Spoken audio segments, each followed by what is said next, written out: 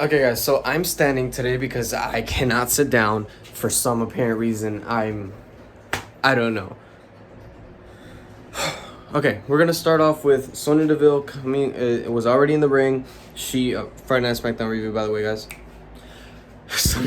Sonya Deville comes out and talks about her injury and stuff like that. Adam Pearce comes out and tells her that her request of suspending Ronda Rousey and all that is denied because of her abuse of power. She cannot interfere in the main event, which ended up being Charter Flair versus Naomi for the SmackDown Women's Championship. After that, we had Los Lotharios versus Biggie and Xavier Woods in a great match. I enjoyed it heavily.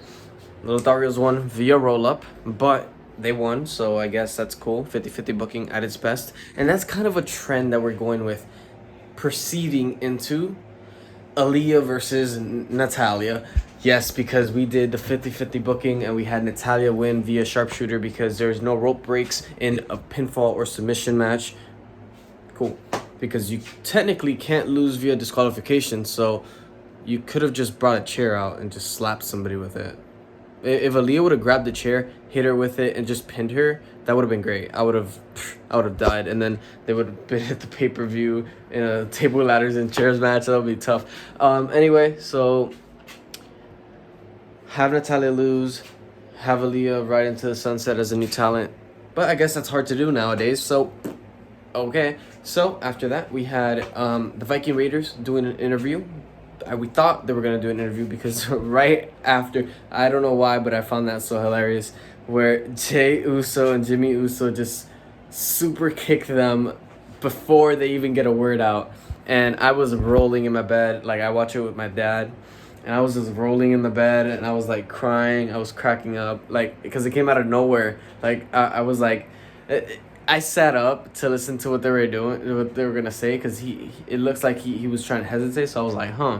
So when I go like this, all you see is a red shoe just slap him his jaw, and I started crying. Anyway, so we also had Happy Corbin versus Cesaro, and Jesus Christ, Cesaro needs to leave WWE. I gotta say, Cesaro has to leave WWE at some point in time because they treat him like shit.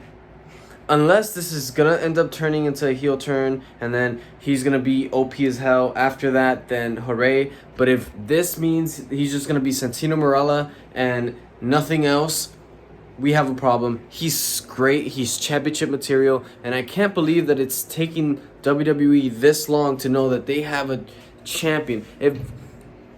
If he were to win the championship when he was facing Roman Reigns, maybe that would have been a problem. Maybe.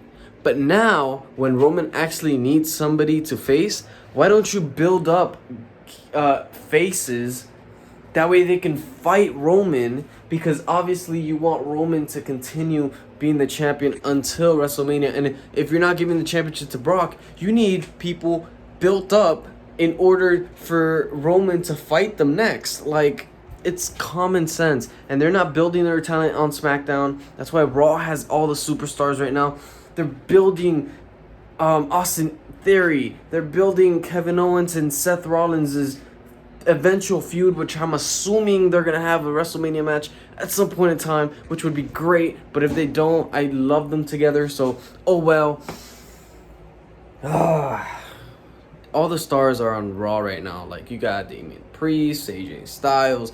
And in SmackDown, yeah, you have a few people, but they're either all in a tag team, nowhere to be seen, or treated poorly. For example, when's the last time Shinsuke Nakamura defended his championship on a pay-per-view? Well, you probably thought about it, but I certainly can't. Because he defends it on SmackDown most of the time. Talking about that, he had an interview with Sami Zayn, and Rick Boogs touched the mic and got electrocuted, which distracted Shinsuke, and then Sami acted worried, but all he wanted was to haluva kick. Just so next week we can have a Sami Zayn versus... And Jesus Christ, Sami Zayn versus Shinsuke Nakamura is going to be a great match, but I'm assuming that they're going to give the championship to Sami Zayn because out of both of them, he's the only one that's been pushed because they haven't been having Shinsuke defend it. They haven't had Shinsuke in pay-per-views, and they haven't had Shinsuke do anything besides having Pat McAfee with, which, goddamn it, he wasn't on the show because of the goddamn Super Bowl. So that was another stress. We had to sit with Corey Graves for the second time in this week, which isn't bad, but I mean, like, you have Pat McAfee, pay him more, have him, like, on a one-way flight to LA for the weekend. I don't know. Guys, I'm just stressed out. After that, by the way, did I mention that Baron Corbin actually beat Cesaro? Great. After that, we had one of the best, like, segments ever between Roman Reigns and Goldberg. Like, they were separate, but, like, Roman Reigns is just such a beast right now. Like, everything he says is, like, true, and then whatever Goldberg did was, like, okay, but, like, all the things that Roman said were important. All the things that Goldberg said are past because he's old and whatever, so fuck that.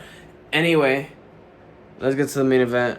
Main event was Naomi versus Charter Flair, and I thought the route that they were going to go to was Sonya Deville interferes anyway, gets fired, and becomes a full-time competitor again. For some apparent reason, that's what I thought was going to happen, but apparently what actually happened was Charlotte Flair and Ronda Rousey are going to face off at WrestleMania, so they can have a great match, but they're definitely not going to...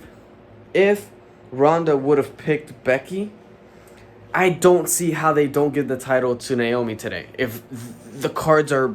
Yes, they're probably going to do the Elimination Chamber match for the SmackDown Women's Championship instead of the Raw one, but I'm just saying, like, in a great world, if Charlotte had to defend the championship before her Elimination Chamber match, just because Sonya Deville decided to not, just make the match just like she did. If this scenario would have played out the way it played out, Naomi would have been the one to go into Elimination Chamber as a champion and most likely retain it because she deserves it. Now, if this means that Naomi's going to turn heel, she's going to join the bloodline, and then everybody's going to start respecting her, and then she gets the championship after WrestleMania, I'm fine with that. But as long as they have Ronda Rousey win, that's not going to happen. So, have Charlotte win, have her lose to Naomi after Naomi turns heel. Then you can have Charlotte Flair leave and come back as a face. Oh well, I don't care. With that being said, that was my review. Thank you guys so much for watching today's video. Make sure you guys subscribe to the channel for more videos like this. Make sure you guys like the video. It helps me out a ton, and I do really appreciate it. With that being said, they call me the king. Thank you guys so much for watching. Catch you guys next time. Peace.